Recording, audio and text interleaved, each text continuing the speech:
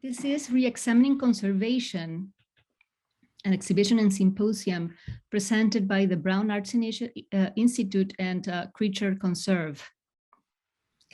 The symposium features Brown faculty and students, as well as a stellar lineup of guest artists. And it will be my pleasure to introduce the first of them to you this morning in just a minute.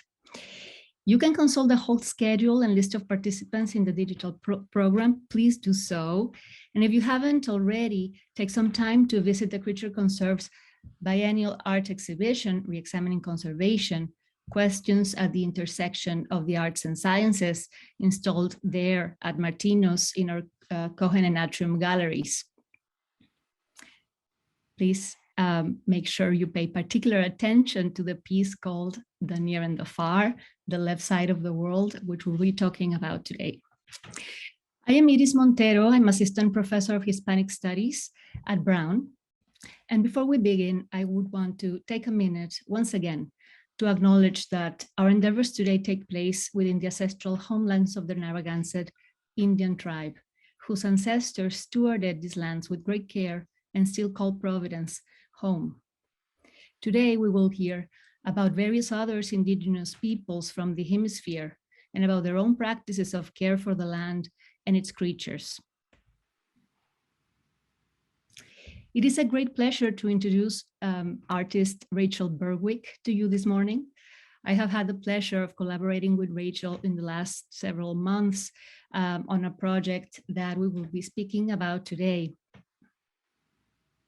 Rachel Berwick is a multimedia artist whose installations examine the threshold between nature and culture as a means of exploring themes of extinction and loss, and in particular, the inevitable human desire to recover what is lost. She has had 5 solo exhibitions in New York, among them Lonesome George, inspired by the notable Galapagos tortoise that was the last of its kind. This exhibition was also included in Becoming Animal at Masmoka. Her installation, Zugurue, or Migration Desire in German, was exhibited at Brownsville Gallery and also at the Smithsonian American Art Museum. For over 20 years, Rachel Berwick has developed and maintained a work called Maipore, in which parrots she trained to speak an extinct indigenous language from South America live in a sculptural aviary. Maipore has been exhibited at venues such as the Serpentine Gallery in London, the 26th Bienal de Sao Paulo in Brazil, and the Aldrich Museum in Ridgefield, Connecticut. Rachel's work has received the support of numerous institutions. She has received the Robert Rauschenberg Residency, a Joan Mitchell Foundation Fellowship, and a Smithsonian Artist Research Fellowship, where she began working on bird migration and the stories birds carry with them through time and space. Rachel has taught at the Yale School of Art and is currently professor in the Glass Department at the Rhode Island School of Design. For this session, we will proceed as follows. Rachel will introduce her artistic itinerary before the production of the piece that is at the center of our conversation. Then I will give some context about the manuscript, the 16th century manuscript called the Florentine Codex that inspired the piece that Rachel will be talking about. This is a compendium of Nahua indigenous knowledge that we will be discussing in detail. And then we will come back to Rachel and to the process of producing this particular piece. At the end, we will welcome all your questions and comments. So with that, please join me in welcoming Rachel Berwick. Thanks. Thank you. Can everybody hear me okay? I wanted to just add one thing to what Iris was talking about. While this is structured like a formal presentation, it really is a reflection of the dialogue that Iris and I have had over the last couple of years. So a historian and an artist focusing on the hummingbird and, of course, the Florentine Codex. So, and the title of our talk, I guess, here is The Art and Science of Hummingbirds in the Florentine Codex, Past and Present. So I'm going to start. Oh, here we go. I'm messing up. There we go. Okay. I'm trying to coordinate 2 screens, so complicated math. This is the first of a series of pieces that I've done using the material amber. And as Iris noted in my bio, I work with loss and recovery. Specifically, I'm interested in that moment when loss occurs, what we do in the face of loss, the desire to recover, the impossibility of recovery, but the importance of the attempt even in the face of probable or possible failure. And failure is something Iris and I have talked a lot about in different ways, but that's been my approach to that subject. I look to natural history for stories that lend themselves to these themes and the materials also that lend themselves to these themes. That's how I arrived at amber. It's a material which we all know from Jurassic Park, if nothing else, that has the ability to preserve. It's a tree resin that has fossilized over millions of years, and so it can preserve small animals, insects, plant matter for millions of years. It also, though, has another property, many properties, but one that really struck me when I was researching it, which is that it can naturally collect static electricity on its surface. So in cultures hundreds and thousands of years ago where amber was present, this presence of static was seen as a presence of life. So there's a lot of mythology centering around amber that it has this belief that the material can either give life or is actually alive itself. So I was working with that, with this piece, where I cast a series of death masks, a death mask of a human, bobcat, boar, a rhino, a number of animals. And then what I did was to make a positive of that death mask. I placed that within a negative mold of a rock, and then I melted what I call a premature form of amber. It's copal, which, like amber, is tree resin. It's fossilized like amber, but only for about 1 million years, as opposed to the 3 million years it takes for amber to become precious amber. So that's why I call it premature amber. Anyway, so I melted copal, and then I poured that into the mold, and then once it cooled, I removed the death mask from the basically creating a cavity within the rock form. So what you're seeing when you look through the material, you're looking through to this negative impression of a death mask. So in my mind, because it's negative space, because it's a death mask, this is a signifier of loss, encompassed in this material or enrobed in this material, which might possibly give it life. And I titled this piece Calibration in reference partly to the fact that this is this premature form of amber that really just needs to fossilize for another 2 million years before it'll become precious amber and maybe give life back to these death masks. And also thinking about this idea of how impossible it is to quantify loss. So you can see also a gesture to that idea of counting in the hooks that are hanging these pieces. They're caliper hooks, which hold them approximately at the height that they would be in life. Okay, so the next piece that I'm showing you here is a piece titled My Pore, again, which was referred to in my bio, and I have worked on it for about 20 years because it's a living piece. And this piece came from research that I was doing on the naturalist Alexander von Humboldt, who in the late 1700s traveled to what we know of now as Venezuela. He was following the Orinoco River to its source. And he wrote about those travels, and he was really a household name in the 1800s because of those writings. And so I came across a story about those travels that he never lays claim to, but the story went something like this. While he was traveling along the Orinoco River, he was doing what naturalists do, collecting all the flora and fauna that he could, writing about his observations of the landscape, of the people, of the animals that he encountered. And he was also documenting phonetically the languages of the indigenous people he encountered. He was not a linguist, his brother was, but he was trying to document everything. He was staying with what is described in this story as a Carib tribe. Notice that they had parrots, that these parrots were speaking a human language, but not the language of the people he was with. When he inquired about it, he found out that the parrots were, this tribe had warred with a neighboring tribe named the Maipore, had wiped them out, taken the parrots that they had as pets as spoils of war, and these parrots were the speakers of the Maipore language, the last remaining speakers of this language.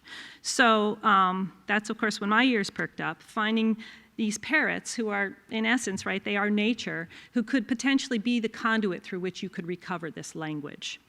And I was less interested in whether or not the story was true than I was in just that idea, that you could recover potentially something that's a cultural construct through nature.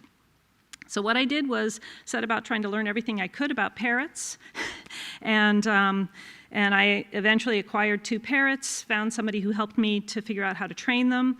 I found a linguist, and it took me a while to find a linguist that would actually help me take von Humboldt's writings and his recordings of the language and put together phrases I could train the birds to speak. And then my studio became a site where the parrots lived, learned the language, and then while I was doing that, I constructed the Sculptural Aviary. So what I want is the viewer to, this is what they see when they walk into the space. You only see the birds in shadow, and they're within an environment where there are plants, there's a water fountain, there are branches, they walk around freely within the aviary, but you only see all of it in shadow. And what I wanted was for the viewer to see that. You don't necessarily discern what's a plant and what's a bird until you might see the birds walk into a place where they clearly are visible as a bird profile. And I wanted that to happen on an audible level as well. The birds learned the language and they started incorporating it into their own, what I call kind of bird speak. So you hear screeches and squawks, and then you hear what might possibly be a human word. So again, we get to this point where you approach recovery, but you can't quite get it because you never quite can understand the language or know if you're actually hearing a human word. So this is a detail of the birds, and then I have a video clip to show you as well.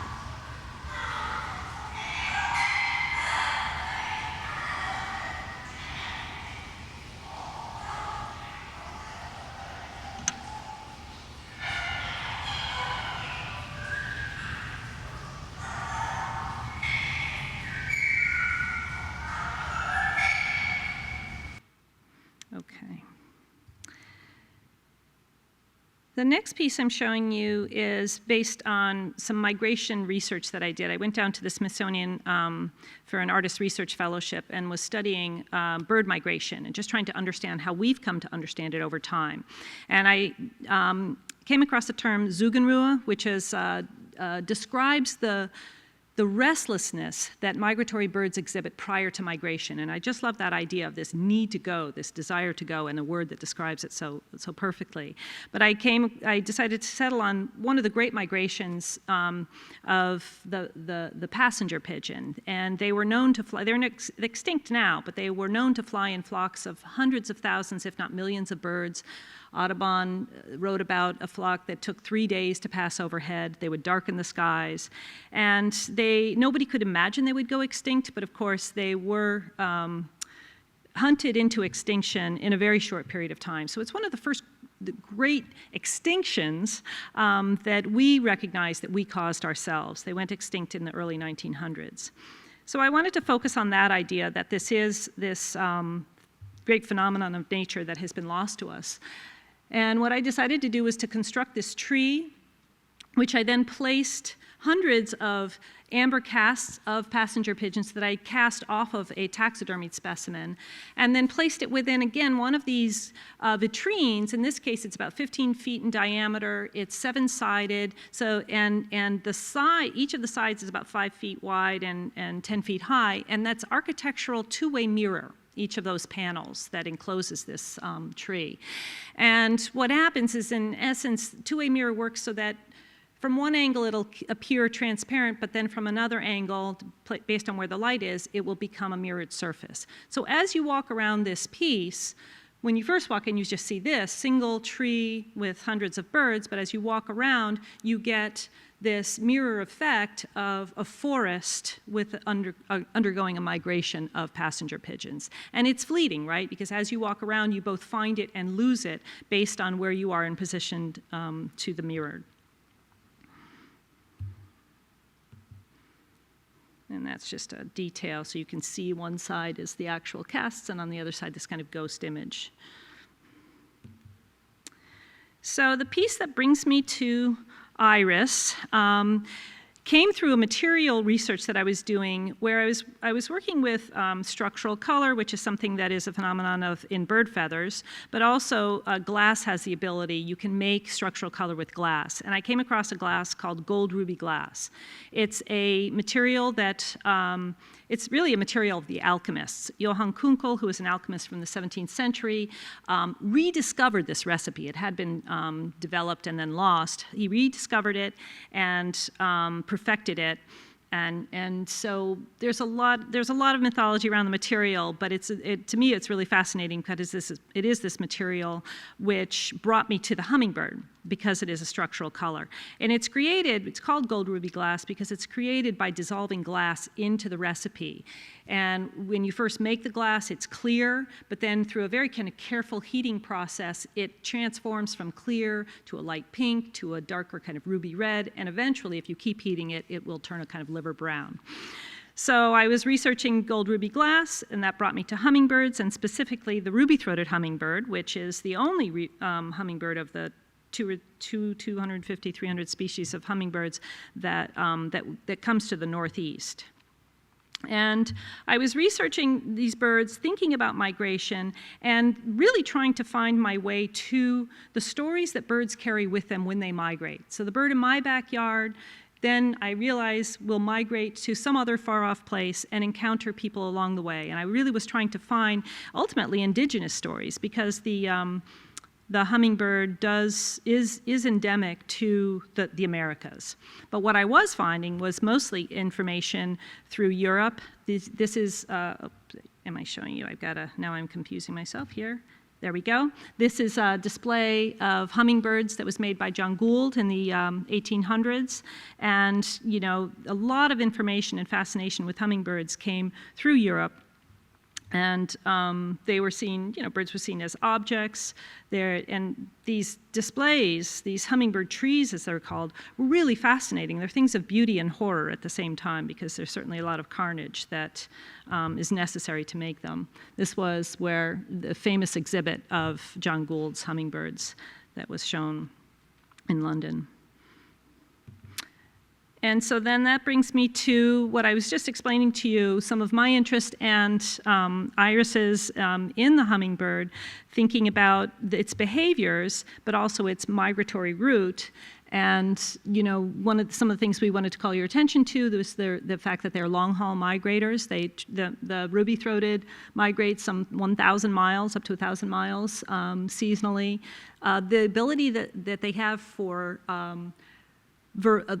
torpor, which is something where they will suddenly seem as if they're dead, but it's actually something that they'll do in response to cold or stress, and that just allows them to preserve their energy, and then they surprisingly seem to come to life. Oftentimes people will find a bird that seems dead and it's not.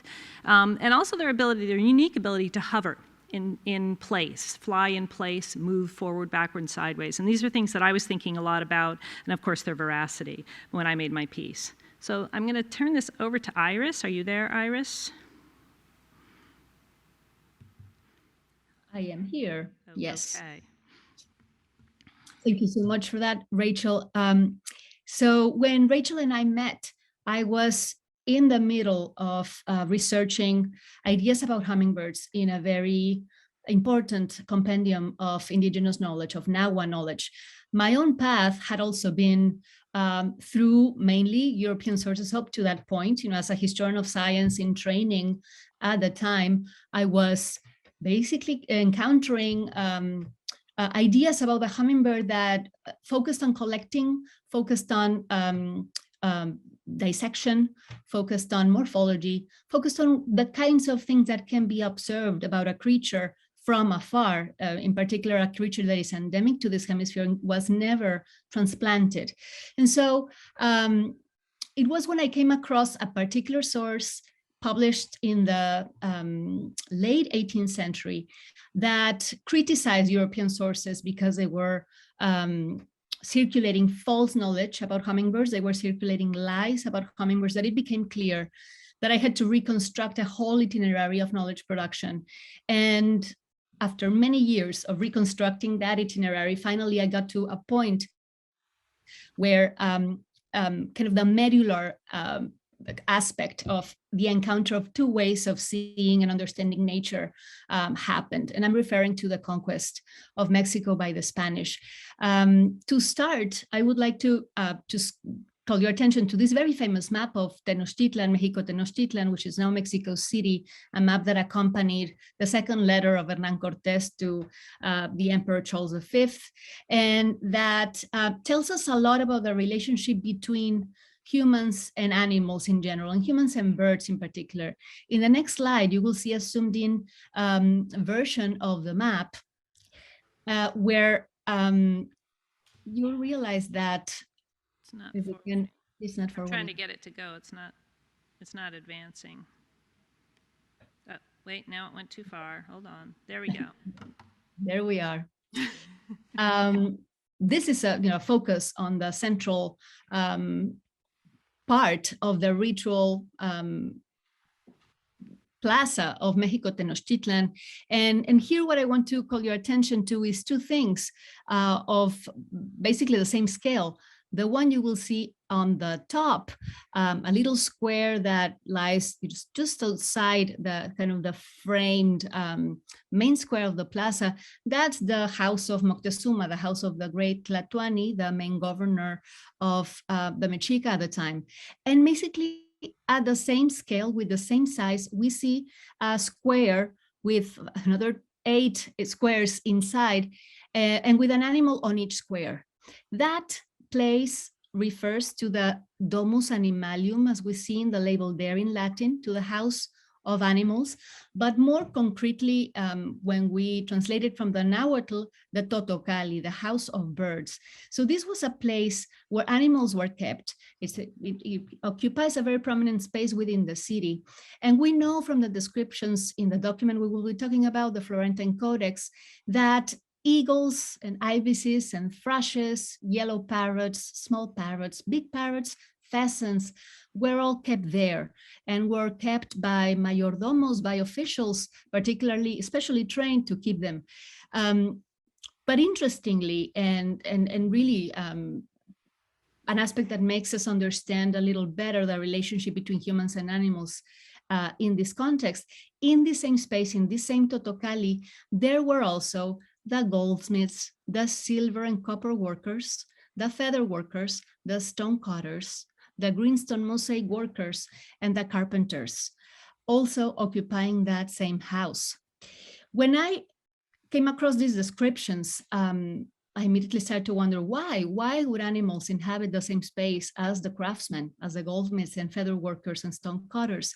When we started having our conversations, Rachel and I, and she started talking to me about structural color and that recipe for red ruby glass that she just described, with gold being gradually dissolved into glass to create this shimmering aspect, I couldn't help but start seeing the similitudes between the importance of material in conveying meaning in the world of the Nahuas. In the particular case of animals, and we can move to the next slide, this proximity between craftsmen and birds is at the center of the main deities of the Mexica, really. Animals were not only the inspiration for a notion of divinity in the Nahua world, and in particular, we have here an example of the hummingbird god Huitzilopochtli, whose name literally means hummingbird on the left, who is a solar god. It's a military god as well. But we know from descriptions such as this of the Totocali that animals were also the raw material to create incarnations of divinity. So this would be the instances through which divinity will be called forth onto the material realm. In this case, then, we're not looking at an idol of a deity. We're looking at an incarnation that has been brought forth by the work of a greenstone carver, and this is something that really informed the way I was thinking about the Florentine Codex. If we move forward, and we get into the main topic of this document, I would just start by saying that this is a project that was long in the making. For a couple of decades, there was profound collaboration at different levels between a Franciscan friar, Bernardino de Sahagún, who had arrived in Mexico Tenochtitlan very early after the conquest. And he questioned, asked, and then collaborated with various generations of indigenous intellectuals to produce this great compendium. We can move to the next slide. This is a book that is organized in 12 books. It's divided into sections that cover the ritual world of the Mexica, the gods, the feasts, the calendar, and then also rhetoric, how people used to talk and record memory through very specific and rich rhetorical forms. It covers natural philosophy and then the human world, kings and lords and merchants and craftsmen, the people. And then in the last book, the second to last book, the natural world, natural things. The last book is devoted to the conquest and is a particularly important source to understand the different versions of the Spanish conquest. But we will place our attention on book 11, on earthly things, a book that is the richest source we have to understand how the Nahua related to nature and the particular place of animals in their understanding of the world. We can move forward.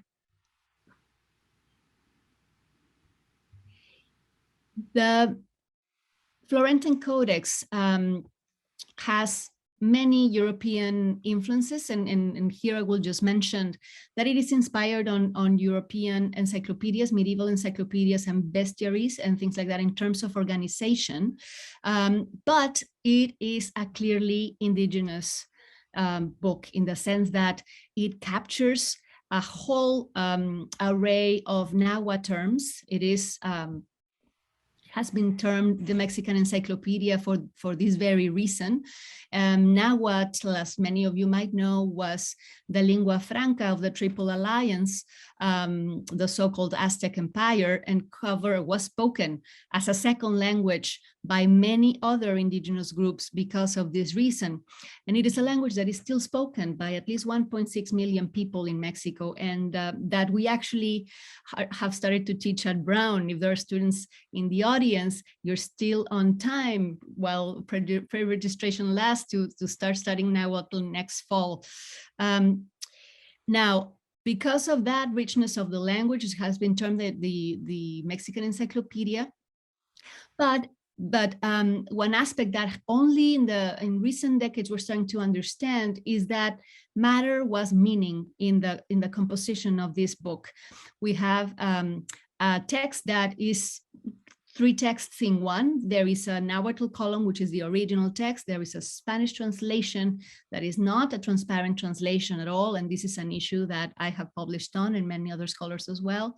But we also have a very rich visual element to the codex. And this is something that through various methodologies, including material analysis of the codex itself, is telling us a lot about how people represented nature within the book. We have learned, for example, from Diaga Magaloni Kerpel that inanimate matter is represented with mineral pigments, that animate matter is represented with organic pigments.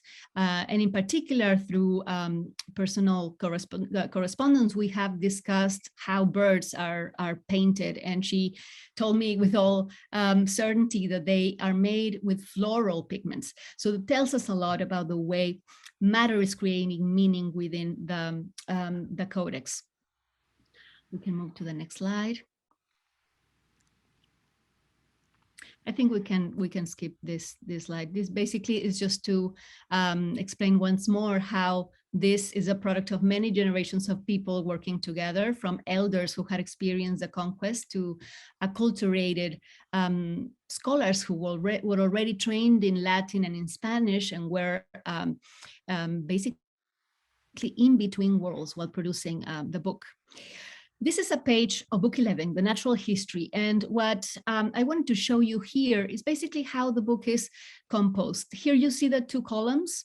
You see how the Nahuatl version is on the column of the right, the Spanish version on the column of the left, and how image is operating as an illustration of the text mostly. Each of these animal entries is accompanied by a vignette that is representing the animal in question. And that is more or less the composition of book 11. This is how most of the pages look like. Now, I want you to see the page on the hummingbird. and point out that one of the first things that caught my attention was that the visual vignette that accompanies the hummingbird on the page on your right is very different from the rest of the vignettes. It is much bigger, it carries a lot more information, it has many more actors in the scene, and in fact, it looks like a scene. It looks like different actions are taking place at the same time. This to me was a cue that something interesting and different was happening within the entry on the hummingbird in the Florentine Codex. As I started looking at the Codex and really getting immersed in the universe that the Codex is, it became clear that the hummingbird actually is or functions as a sort of index for the rest of the natural world. And in the following slide, we can see some examples of that. When you start reading the book, you'll see things such as this, how the swordfish, for example, is named hummingbird fish, Tsutsitsilmichi, because of its morphological similarity to the hummingbird and the hummingbird beak. You'll see, for example, in the next slide, how this hummingbird functioning as index is applied also to the mineral world. We have, for example, the case of the opal that is called Huitzilopochtli, if we can move to the next slide, which means literally, again, hummingbird stone. Now, the Huitzilopochtli, both textually and visually, is making reference to the hummingbird root of its name. You see that little image of a hummingbird kind of emerging from a rock, making reference to how the best way to explain the iridescence of the opal would be to call it hummingbird stone. Lastly, and this is one of many, many examples of Huitzilopochtli, which means hummingbird flower, you'll see an example of how flowers or plants that either attract hummingbirds, feed hummingbirds, help hummingbirds in their migration are called Huitzilopochtli, are called hummingbird flower. And here again, the Tlacuilos, the writer-painters that made these images for the Codex, make that association visible through including a hummingbird right there in the act of feeding itself. Now, when we get to the actual entry on the hummingbird in the Florentine Codex, we will see how, in fact, yes, this is an image that is full of action and full of information about hummingbird behavior. We have already mentioned how hummingbirds are long-haul migrants, and how they can go into torpor to save energy. You will see that, for example, represented in that hummingbird that is lying on a tree branch, kind of, it looks deadened, just hanging from the beak. It's gray, it's not moving. We've talked about the voracity of hummingbirds. Hummingbirds can feed 1.5 times their size every day. They spend their time feeding themselves. They eat every 15 minutes, and that characteristic was very central for the Mexica in understanding this animal. And then we talked about hovering in the way that they can fly with the greatest swiftness and speed. Now, to me, that was all evident here in the Codex, but there were also things that make me realize that this was not only a representation of hummingbird behavior on the literal sense, but that this was encoded into a bigger story. If we can move to the next slide, please. You can see here how, after immersing myself in the corpus of Mesoamerican codices that talk about now a history, I started seeing connections between the hummingbird representation in the Florentine Codex and codices that don't talk about animals per se, but that talk about human history, that talk about, in particular, the history of the Mexica as migrants.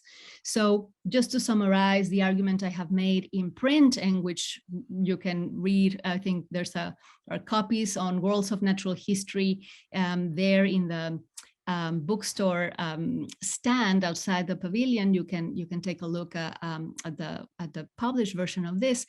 There were elements, for example, at that broken tree stump that you see in the Florentine Codex image on the left, next to that flowering bush with yellow flowers and a little yellow hummingbird there. That to me spoke to something that was trying to tell a bigger story. And when I came across the same symbol of the broken tree in histories that were telling the itinerary of Mexica migration, it became clear that this was an encoded image, that this image was encoding not only seasons and the passage of time, but also a notion of history that was deeply human, but also deeply animal, or that carried both elements within it. I started then seeing, for example, a correspondence between this main behavior, this voracity of the hummingbird feeding from a flower that is a very common way of representing the animal in indigenous art, and the main metaphor for the hummingbird god, for the solar god, how it needs to be constantly fed, and it is codependent with the act of being fed.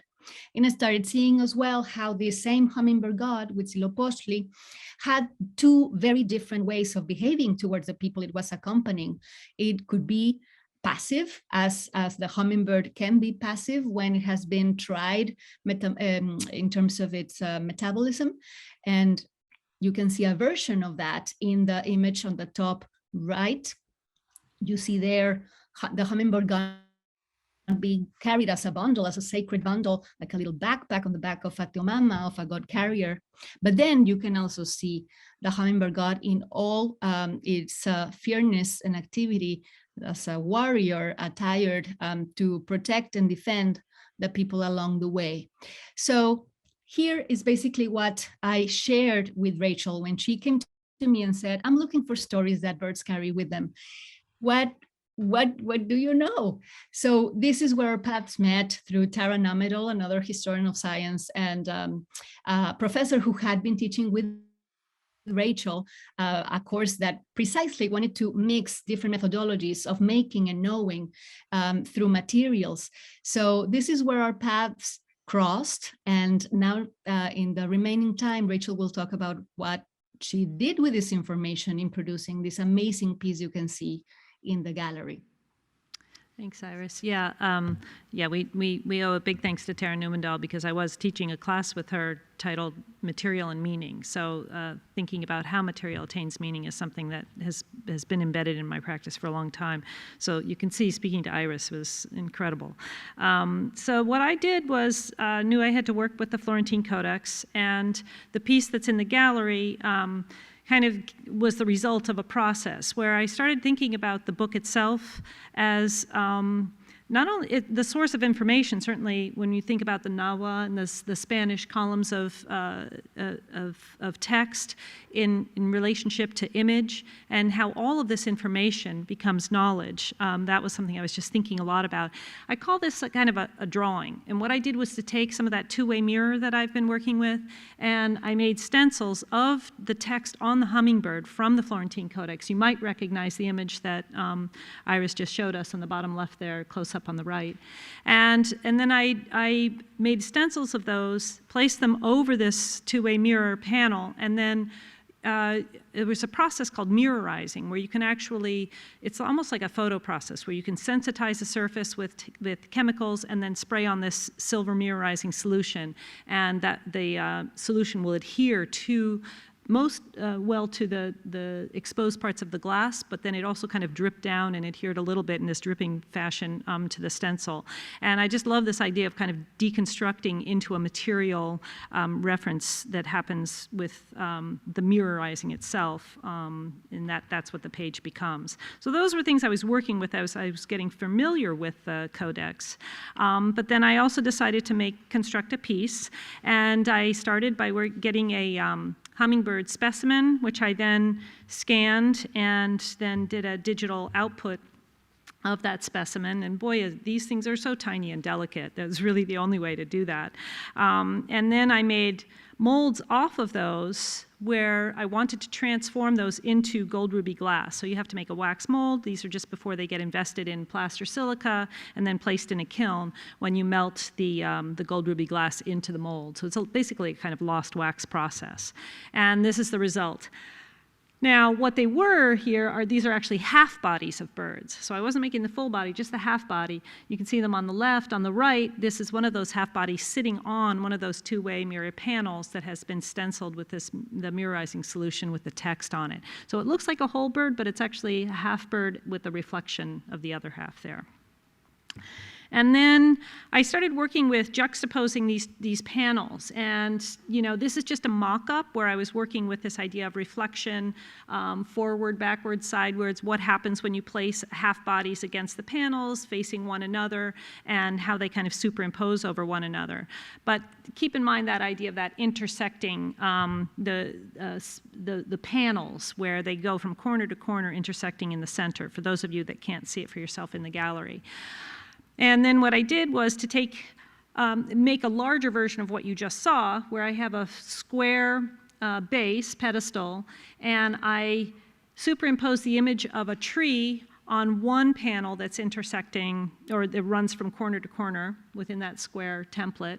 And then that tree, that branch image that you're looking at is, again, the mirror solution. So it's mirror over mirror, in essence, if that makes sense. And then fuse these half bodies of the ruby gold hummingbirds to the panel. And then on the other axis, this is going to forward for me, maybe? There we go. Oh, no, I went too far. Okay. There we go. On the other axis, intersecting with the axis of the panel with the tree branch, is the text from the Florentine Codex that's been superimposed again as mirror on that intersecting panel. So it's what I really wanted was for this piece to become animated by the viewer walking around the piece. So from this angle, you can see that you see a half bird on the panel, but then as you walk around, those half birds become whole birds. On the left, in the middle there, you could see a bird that looks as if it's fluttering, because what's happening is that these two birds that are facing one another on the panels are reflecting over one another, and that creates this image of a bird in flight. And so I was thinking a lot about the behaviors of hummingbirds hovering in place, but again, all of this animation happens as the viewer walks around it. So what's happening with the bodies of the birds is also happening with the text, where the text is from one angle, it can be read perfectly, but as you walk around, the text then reflects in reverse, superimposing over one another, and this is the view from a distance. And that's it, I think. There we are, done. Thanks. If anybody has questions in the audience, help yourself. If anybody has questions on the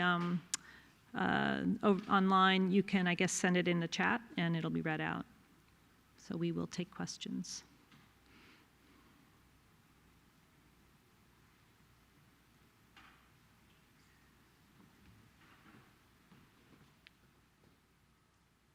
Rachel and Iris, it's Lucy Spellman, so thank you.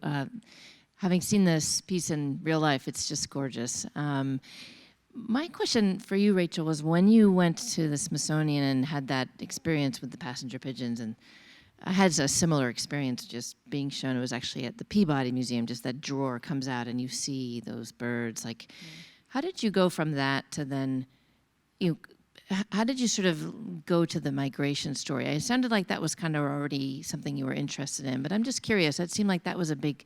The migration story? Yeah, how you went from I actually went to, when I was invited to do the research fellowship, I proposed to research on bird migration. So I was at the zoo, where they have a migratory bird center, so there are active researchers right there, ornithologists right there at the Migratory Bird Center, but then I was also simultaneously at the Natural History Museum in their ornithology collections and their rare books library. And that's what I was proposing, to just try to understand how we've come to understand bird migration over time, because those of you that maybe have studied this, way back when it was explained all sorts of fantastical ways, but very little of those explanations had anything to do with seasonal, behavior. So, and so that's, it really was, I was centered on that, but then I was also finding all of this great information in both locations. Does that make sense? And they do have a great display on the passenger pigeon at the Smithsonian, which, yeah. Are there more questions there in person? We have a comment online if there are, if there is time.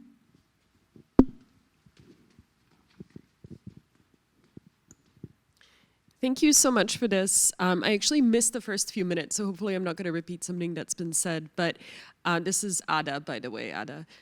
So I had a question for you, Iris, about kind of the shift to the image of the hummingbirds as a group and that like more complex image that's then kind of recreated in the artwork.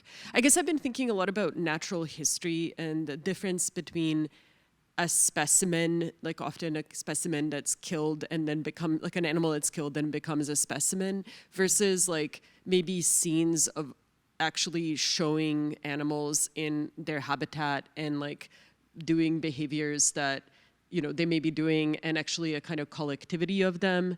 And I'm just kind of curious about that way of representing natural history that sort of like includes all these details and includes the kind of life of the organism, and maybe how that feels different than the space of the specimen in the drawer, or even the specimen that you may have used as a mold to actually create the sculptures, but then in a sense, like in your sculpture, they re-entered the space of a kind of collectivity and habitat. So I'm kind of curious about that movement. So I thought that was a question for Iris. I think it's maybe a question for both of you, oh, okay. if that's possible. I don't know if is it technologically possible. Iris, Yes. do you want to hit it first? Yes, I mean, thank you, Ada, for that. I think that's a very insightful question. Within the universe of the Codex, both things are happening. So you do have that scene that is obviously not differentiating by species in any way, but you also have the naming of at least 11 different hummingbirds. You know, there have been great efforts to try to make them correspond to spaces in the binomial nomenclature with limited success, but there were both things happen in the Codex. What is interesting to me is that in that image that, as you say, is kind of it's a scene that tells us of a certain idea of an ecology that is focused on behavior, that is also, this is something I didn't mention, but is focused on the passage of the seasons as well, the way the landscape changes color, and it's telling us about the migration cycle in a different way. So it's telling us about the concentrating observation of hummingbird behavior through time. We see a completely different version of that relationship with the animal, for sure. But so for me, that is interesting that we have both things happening in the Codex, and that it is in that scene where we can see a much larger connection to a way of understanding nature, but also to a way of understanding human history as codependent with animal history, and in particular with animal migration. We have 1 minute left, but we can probably close with a reflection from Rachel. I'm sorry. Oh, you want me to answer it now? Yeah. Well, I mean, natural history, you know, collections and displays are something that I've looked to a lot, and I think I approach them maybe from the position of looking at that, what I was talking about in terms of things hovering between, you know, life and death. And so those hummingbird trees are things that I have been looking at. I go to London to look at those trees and cannot get them out of my mind, because they are so fascinating and I love them, but they're of course horrible. So they, and you know, because of what I was talking about before in terms of them being really a sign of carnage, that our fascination is something that's killing these hummingbirds is something that I think about a lot. So I'm not sure if I'm answering your question, but I think that it's to me what's interesting is just what it signifies, these natural history displays, and the investment that we make in trying to, quote, preserve animals in this way, but you have to kill them to preserve them, to taxidermy them and preserve them. And so that's something that, I don't know if I'm answering your question, but that's something which really motivates my work quite a bit. And I think it shifted quite a bit when I was at the zoo, because zoos are something different. They're a place that certainly display is all what what zoos are, but you're then keeping live animals, and that's something that's a whole other set of problems. So I think I'm supposed to wrap up here. I hope I answered the question. We are running out of time. I would just like to again invite you to go visit the piece. We have a comment online inviting people to visit the piece several times a day with different light, because it is very different depending on when you visit it, and to experience that notion of being part of the image, being there present in that story, and at the same time being a witness to the recovery of stories that have long been kept in an archive in Florence without anybody to look or think about them. So thank you so much for staying with us. Please stay, come back at 11 or almost, we're almost there, to listen to Tangam Ravindranathan and Tina Triforos with Why Look at Animals. Thank you again, everybody, so much. Bye-bye, Iris. Thank Bye. you. Thank you so much.